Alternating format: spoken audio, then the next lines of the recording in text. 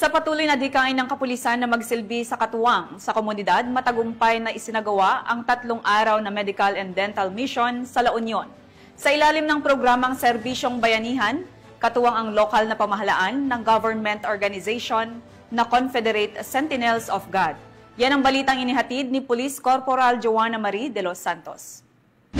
Matagumpay na isinagawa ng local government unit, Confederate Sentinels of God Incorporated at Philippine National Police ang ginanap na 3-day medical and dental mission sa munisipalidad ng Bagulin, Burgos at Tubao, La Union na nagsimula nito lamang Biyernes, Hulyo 11 ngayong taon. Pinangunahan ni Police Lieutenant Colonel Francisco B. Cacas Jr., Officer in Charge ng Regional Police Community Affairs and Development Unit 1, ang delegasyon ng PNP na nagbigay ng police assistance sa buong aktibidad. Ang serbisyong bayanihan na ito ay suportado ni na Congressman Dante Garcia ng 2nd Distrito ng La Union, Honorable Kenneth Paulo C. Tireng ng KM ngayon na, mga alkalde ng nasabing bayan, at iba pang miyembro ng CSG na pinamumunuan ni FDR Alvin Constantino.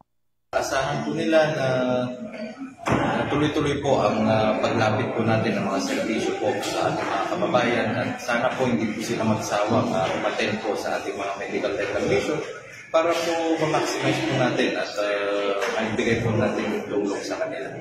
And maraming salamat po sa lahat, mga volunteers, mga personal po ng PNP sa pagtulong po at pagsuporta po sa ating mga programa po tayo po ng medical dental vision.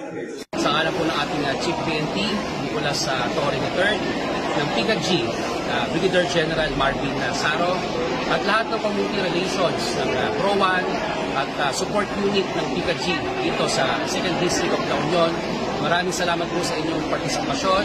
Napakalaki po ng parte at halaga ng kapulisan kasamang sibilyan sa pagtutulungan upang iangat ang maralitang kababayan. Maraming salamat po sa inyo. Umabot sa humigit kumulang 2,000 benepisyaryo ang nabigyan ng libreng medical at dental consultation, kabilang na ang pamamahagi ng libreng gamot.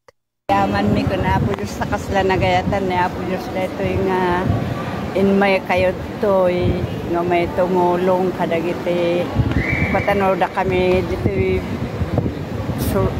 soleno kabanbantayan manuti ka kasi nga parang di ko na ako nalabit pagayatan niya po Diyos ngayon turong na kayo dito nga may tumulong kadagiti kada kami ito nga kaaduan natin nakakaasit ipanagbiag na at siyempre wada masakit kada kami awan magkabaulan may pan kami ti hospital awan kwarta may anyang itong palmi.